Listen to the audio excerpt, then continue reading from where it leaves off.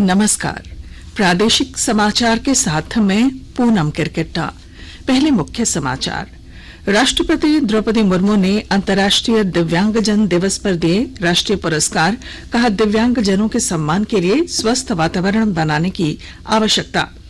केंद्रीय जनजातीय कार्य मंत्रालय का कल सरायकेला में निःशुल्क मेगा हेल्थ कैंप।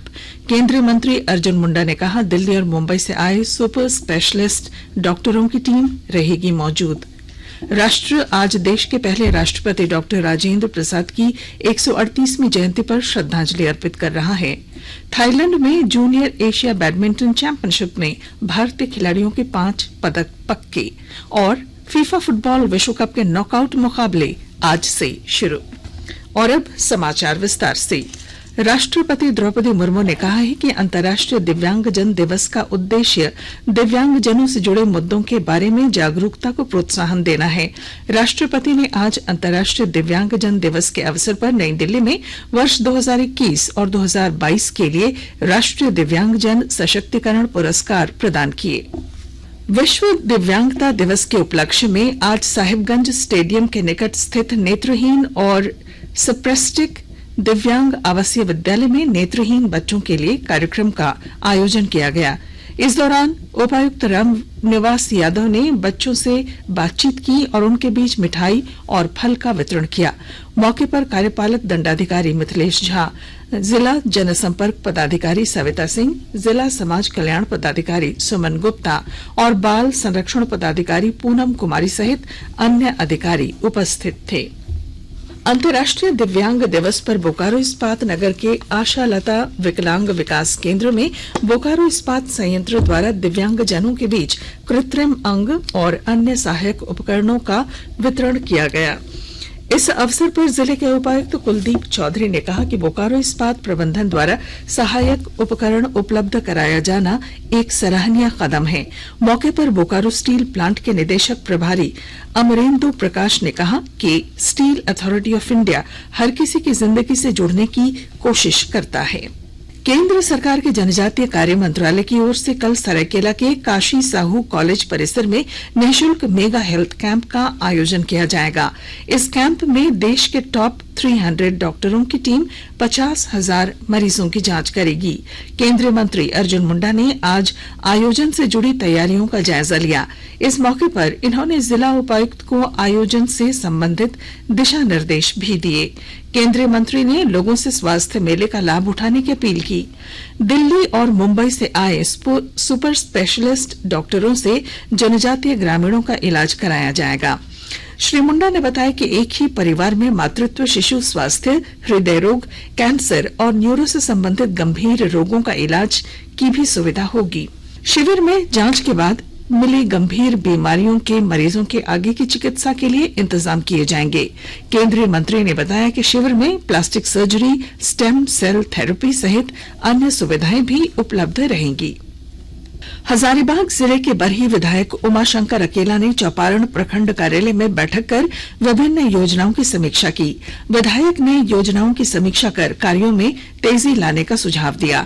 वहीं प्रखंड विकास पदाधिकारी प्रेमचंद कुमार सिन्हा को वनवासी भूमिहीनों का सर्वे कराकर उसकी सूची जल्द तैयार करने का निर्देश दिया। खूंटी जिले में अवैध अफीम की खेती को लेकर जिला प्रशासन गंभीर है। अवैध अफीम की खेती पर जिला प्रशासन ने शुरुआती दौर से ही कड़ा रुख अख्तियार करने की रणनीति बनाई है। जिला प्रशासन ने अवैध अफीम की खेती पर अंकुश लगाने की तैयारी शुरू कर दी है। झारखंड प्रदेश कांग्रेस कमेटी के प्रवक्ता आभा सिंह ने भारतीय जनता पार्टी पर भय और नफरत का माहौल फैलाने का आरोप लगाते हुए कहा है कि उनके इसी भय और नफरत के माहौल से लड़ने के लिए कांग्रेस के पूर्व राष्ट्रीय अध्यक्ष राहुल गांधी द्वारा भारत जोड़ो यात्रा निकाली गई है। कोडरमा के सुदूरवर्ती ग्रामीण इलाकों के युवाओं को भी कौशल विकास योजना के तहत हुनरमंद बनाने का प्रयास किया जा रहा है। और ब्यौरे के साथ हमारे संवाददाता। कौशल विकास योजना के तहत ज्यादा से ज्यादा युवाओं को हुनरमंद बनाने की कवायद और तेज हो गई है। इस दिशा में कोडरमा के सुदूरवर्ती ग्रामीण क्षेत्रों तक कौशल विकास योजना के तहत युवाओं को हुनरमंद बनाने का प्रयास किया जा रहा है। इसके लिए जिले के पंचायत प्रतिनिधियों को भी जागरूक किया जा रहा है और उनके जरिए सुदूरवर्ती ग्रामीण इलाकों तक योजना से युवाओं को जोड़ा जा रहा है। कौशल विकास योजना को लेकर पंचायत प्रतिनिधियों के बीच हुए कार्यशाला को संबोधित करते हुए उपायुक्त आदित्य रंजन ने कहा कि सभी को सरकारी नौकरी मिलना संभव नहीं है, लेकिन कौशल विकास योजना के तहत हाथों को हुनरमंद बनाकर रोजगार के नए मार्ग प्रशस्त किए जा सकते हैं।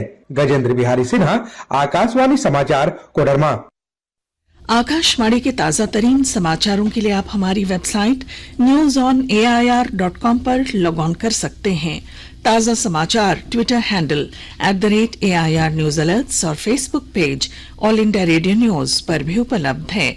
आप प्रादेशिक समाचार एकांश के Twitter handle @AIR news _ Ranchi और फेसबुक, इंस्टाग्राम पेज तथा YouTube channel AIR news Ranchi पर भी हमारे बुलेटिन सुन सकते हैं।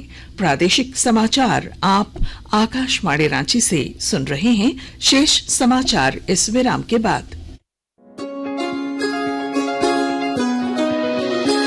भारत की मिट्टी को शत शत प्रणाम।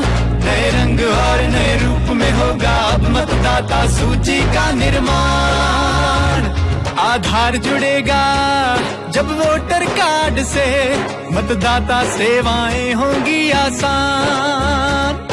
स्वस्थ और समृद्ध बनेगी मतदाता सूची, मिलेगी हर व्यक्ति को पहचान। ऑनलाइन इसको करना है आसान। एक आधार, एक पहचान, यही है सच्चा सटीक समाधान। मुख्य निर्वाचन पदाधिकारी झारखंड द्वारा जनहित में जारी। प्रादेशिक समाचार में आपका फिर स्वागत है। राष्ट्र आज देश के पहले राष्ट्रपति डॉक्टर राजेंद्र प्रसाद की 138वीं जयंती पर श्रद्धांजलि अर्पित कर रहा है। राष्ट्रपति द्रौपदी मुर्मू, उपराष्ट्रपति जगदीप धनखड़ और प्रधानमंत्री नरेंद्र मोदी ने डॉक्टर राजेंद्र प्रसाद को आज श्रद्धांजलि अर्पित की। गोड्डा समाहरणालय स्थित सभागार में आज उपायुक्त जीशान कमर की अध्यक्षता में अस्पताल प्रबंधन समिति की बैठक हुई। उपायुक्त द्वारा अस्पताल प्रबंधन समिति के अंतर्गत विभिन्न बिंदुओं पर चर्चा करते हुए संबंधित पदाधिकारियों को आवश्यक निर्देश दिए। बैठक में Godda civil surgeon doctor Bandevi Jha की ओर से बताया गया कि जिला अस्पताल के लिए अग्निशामक यंत्र, अस्पताल में आयुष्मान भारत के तहत बेहतर सुविधाएं उपलब्ध कराना, सीसीटीवी कैमरे की मरम्मति, स्ट्रेचर की आपूर्ति, व्हील चेयर और अन्य उपयोगी वस्तुओं के क्रय की प्रक्रिया शुरू की गई है। राज्य के स्वास्थ्य मंत्री बन्ना गुप्ता और जुगसलाई विधानसभा के विधायक मंगल कालिंदी ने आज जमशेदपुर के जुगसलाई रेलवे ओवरब्रिज का निरीक्षण किया। विधायक मंगल कालिंदी ने कहा कि इस रेलवे ओवरब्रिज के बन जाने से जुगसलाई के लगभग 1.5 लाख लोगों को इसका लाभ मिलेगा। लोहरदगा जिले के सेन्हा थाना क्षेत्र स्थित चांदकोपा गांव निवासी प्रमोद प्रसाद साहू के घर में अपराधियों ने धावा बोला और एक महिला की गोली मारकर हत्या कर दी। देश के क्रांतिकारी शहीद खुदीराम बोस की जयंती पर जमशेदपुर के मानगो चौक पर बंगाली समाज की ओर से कार्यक्रम का आयोजन किया गया। मौके पर स्वास्थ्य मंत्री बन्ना गुप्ता ने कहा कि क्रांतिकारियों के रास्ते चलकर ही भारत का निर्माण संभव है। बैडमिंटन। भारतीय खिलाड़ियों ने थाईलैंड में बैडमिंटन एशिया जूनियर चैंपियनशिप में 5 पदक पक्के किए। उन्नति हुड्डा, ज्ञान दत्तू और अनीश थोपानी सिंगल्स के सेमीफाइनल्स में पहुंच गए हैं। डबल्स में अर्श मोहम्मद और संस्कार सारस्वत तथा जॉन जैसन और आतिश श्रीनिवास पीवी ने पदक पक्के किए। उन्नति हुड्डा ने 17 वर्ष से कम उम्र की महिलाओं के क्वार्टर फाइनल में दक्षिण कोरिया की मिन जी किम को हराया। सेमीफाइनल में उनका सामना जापान की मिलोन योकोउची से होगा। फुटबॉल प्रेमियों की निगाहें आज से शुरू हो रहे फीफा फुटबॉल विश्व कप के नॉकआउट चरण पर होगी। पहला मैच रात 8:30 बजे नीदरलैंड और अमेरिका के बीच खेला जाएगा। एक अन्य मुकाबले में देर रात 12:30 बजे अर्जेंटीना का सामना ऑस्ट्रेलिया से होगा। और अब अंत में मुख्य समाचार। राष्ट्रपति द्रौपदी मुर्मू ने अंतर्राष्ट्रीय दिव्यांगजन दिवस पर दिए राष्ट्रीय पुरस्कार। कहा, दिव्यांगजनों के सम्मान के लिए स्वस्थ वातावरण बनाने की आवश्यकता। केंद्रीय जनजातीय कार्य मंत्रालय का कल सरायकेला में निःशुल्क मेगा हेल्थ कैंप। केंद्रीय मंत्री अर्जुन मुंडा ने कहा, दिल्ली और मुंबई से आए सुपर स्पेशलिस्ट डॉक्टरों की टीम रहेगी मौजूद।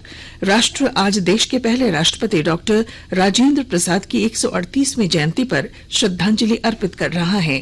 थाईलैंड में जूनियर एशिया बैडमिंटन चैंपियनशिप में भारतीय खिलाड़ियों के 5 पदक पक्के और फीफा फुटबॉल विश्व कप के नॉकआउट मुकाबले आज से शुरू। और इसके साथ ही आकाशवाणी रांची से प्रादेशिक समाचार का ये बुलेटिन समाप्त हुआ। नमस्कार।